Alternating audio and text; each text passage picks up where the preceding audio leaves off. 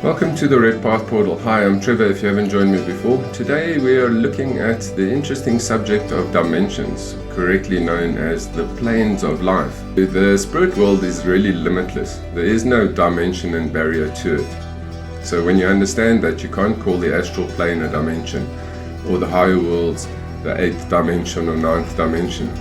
So only this physical reality is measurable and can be called a dimension correctly. So firstly, we know that there are 7 planes, and where do we get this knowledge from?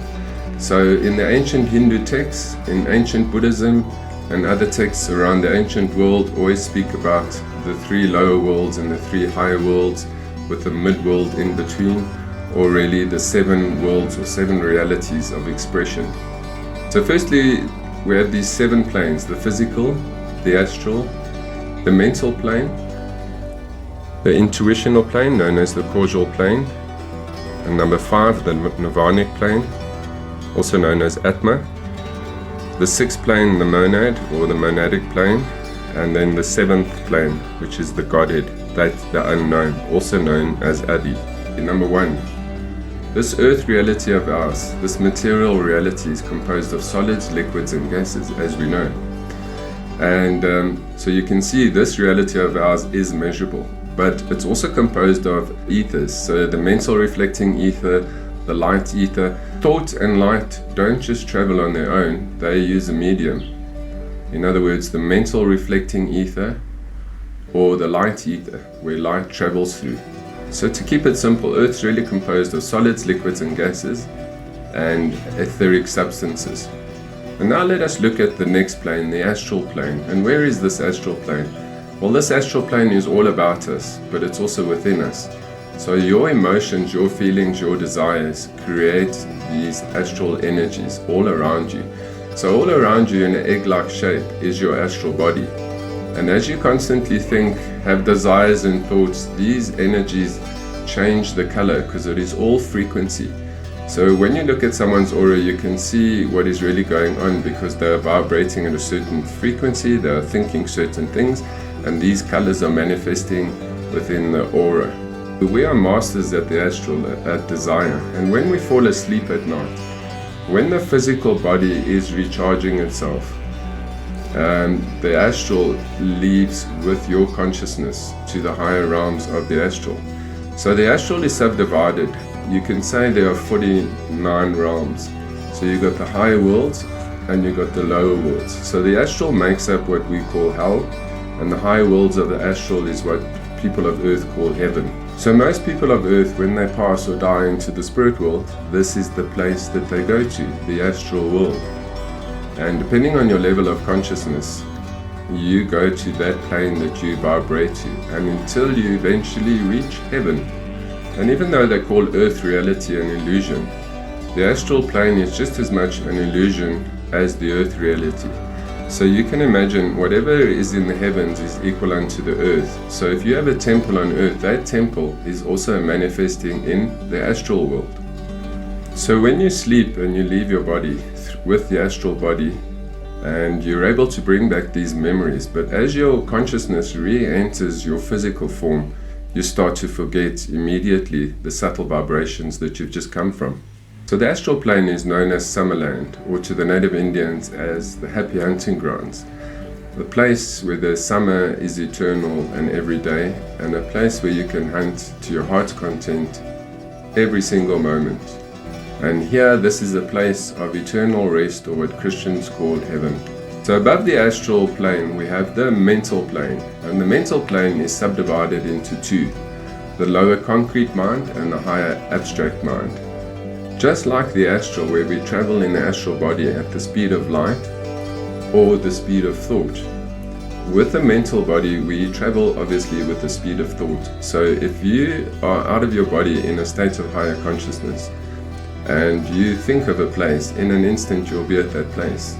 So after we've left heaven or the higher astral planes, we move into a higher state of consciousness where everything is pure thought. And it's from here that we reincarnate back into the simulation we call the earth reality, to continue our spiritual growth and our evolutionary process. Number 4, next we have the intuitional plane.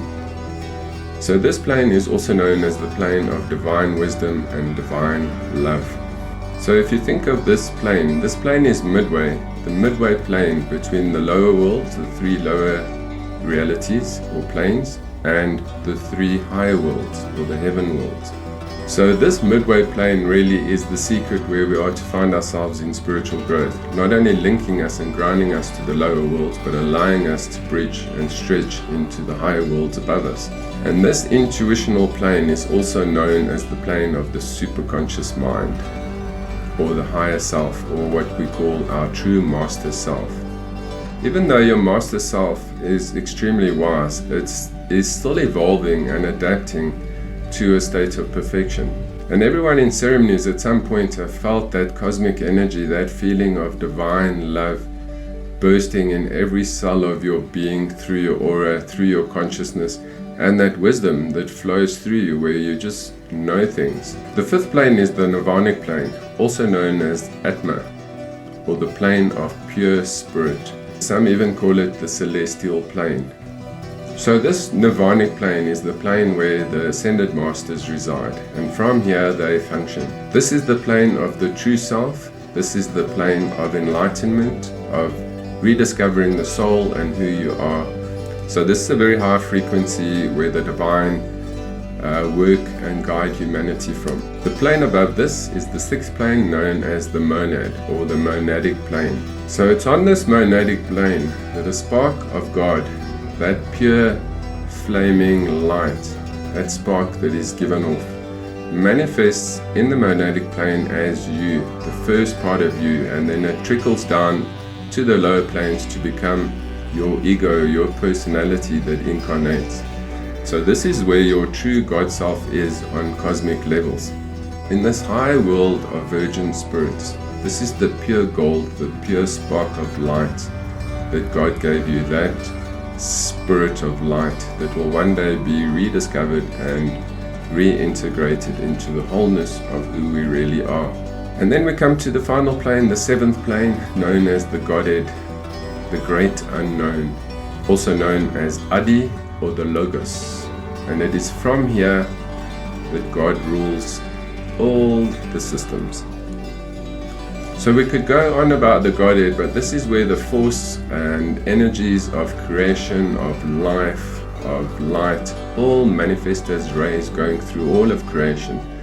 This plane, the Godhead, is really the unknown, and it is really unknown to humanity. So I'm not going to try even explain this, but this is the highest point, the 7th of the planes. So if you try to understand dimensions, you can't measure the astral, the high worlds, the 5th dimension. None of them are measurable. They are infinite. With the 7 planes of life, just how simple it really is, we are all part of that. We're like an onion, it is connected within us, around us, up into the heavens and beyond. I hope that gives a bit of clarity and sheds a bit of light, even in a simple way, on understanding the dimensions or the planes of life. Please like and subscribe.